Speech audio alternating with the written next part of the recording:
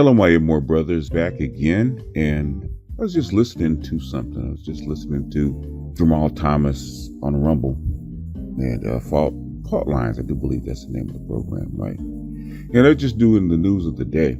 And they're talking about inflation. And the inflation is being caused by numerous things. You know, the shock to the supply chain that's been caused by COVID, the fuel prices that have gone, sky high, and then what's going on in Ukraine with the sanctions and the breaking of another form of the supply chain, the split of the banking system, all kind of stuff, right? And you have all of this going on at the same time, right? And that's causing prices to go up. Then on top of that, what you have is a quasi manipulated mortgage housing crisis, right? Where Wall Street has bought up like 1 out of 7 houses to keep housing prices up. So that's going to cause a rent crisis because rents can't go down to where people that still do have jobs and still are making money can actually afford them. But that's already known. We already know that that's already rolled into the cake. BGS, that's nothing new. That is very true. But the caveat that I want to come on and talk about is the Fed raising interest rates. After holding interest rates to damn near zero for 12 years, they're raising interest rates and they're doing it aggressively. And they always use the term fighting inflation, which most times that is true. But in a damaged economy, a damaged global economy, where people in the country has not got its feet back yet because the economy is still kind of fractured because of all these other things that are going on, right? The worst time to actually raise interest rates is now, especially if you have a housing crisis and a rent crisis and a homelessness crisis. Doesn't make sense on the surface. Why would you make it worse? On the surface, except for one thing. And I may be wrong, but that means your dollar's in trouble. And if the dollar's in trouble, the first job of the Fed is to do what? Is to defend the dollar, and the second is to defend the banks. They've already defended the banks. They defended the banks for the last 10 years by holding interest rates low. That's defending the banks. Why would they start raising interest rates? Knowing that people can't afford loans, knowing that it's going to hurt, eventually going to hurt the housing and the banks. What's their number one job? Defend the currency. This is 1971 all over again. And if that is the case, and I'm hoping that it's not, the ride gets really bumpy from here.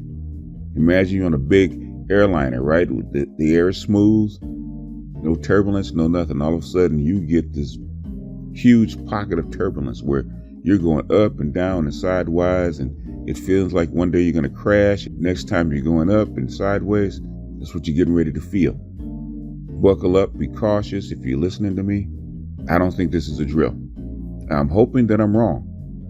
I'm hoping that this is just a blip that will kind of alleviate itself once the elections are over. So next year it'll be back smooth again, or at least stable. But I got a funny feeling all the stuff that's going on, that the dollar system itself is being threatened, and the Fed is making a move to do what? To strengthen the dollar so that the dollar can still be king. I may do a Patreon stream talking about this. I don't feel comfortable talking about this on open air. I really don't. People have sensitive ears and they're really sensitive to what I say on my podcast. So it may be a Patreon stream that I have to do this on, but I really believe that if you go back and look at 1971, after Nixon took us off the gold, was actually forced off the gold standard. He didn't just take us off. France forced us off the gold standard, so we had no choice. And we had stagflation for like 13 years. Now we had stagflation for something going back to 2007, 2008, which is the banking crisis and mortgage crisis. Okay, we've had zero interest rates. We've had stagflation for 13 years. Okay, this is something that's going to be on top of that. This is going to be unprecedented. So what I'm saying is, be judicious with your spending. Kind of tighten your belt a little bit, just in case. If I'm wrong, all you got is a larger savings pool. Okay, if I'm right, it's going to keep you out of trouble. But I don't like what I'm hearing. I don't like the math that's adding up, the messages that are coming in, because a lot of things that they're doing, that the Fed is doing, that the government is doing, doesn't make sense. When stuff doesn't make sense, that means there's an underlying cause that they're not talking about. Basically, the underlying cause that they're not talking about is the dollar system itself is in trouble. Now, is it immediate? No, because to change a system, to alleviate a system, to do all this kind of stuff, like the dollar system itself, to when it came in, it took a period over from 1945 to 1950, about 7 or 8 years, to actually build the dollar system, or the seemingly dollar system that we're in. Even after 1971, to stabilize the global monetary system, it took from 1971 to 1983. So you're talking about a period of like maybe 7 to 10 years. But things can go left in a hurry. Things can go really left in a hurry. And what I'm seeing from the Fed is that they are not confident in this currency environment. And they're doing what they need to do to defend the dollar and make it more attractive so it can hold its position. So what it means for us, for the United States, is stability across the world. For what it means for us on the ground is austerity.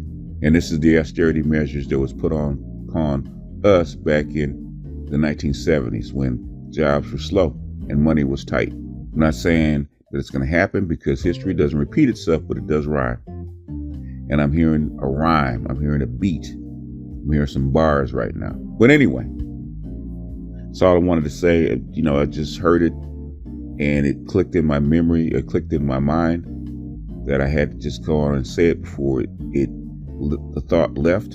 I'm not saying that this is going to happen. I'm not saying that the system's going to crash. I don't think it'll crash. The thing is, I think we're in for a rocky road. I think we're in for some bumps and some bruises along the way. Just get ready and be cautious. With that, I'm going to jump off here. This is Beast Just Out. I'll see you guys on the next one. Peace.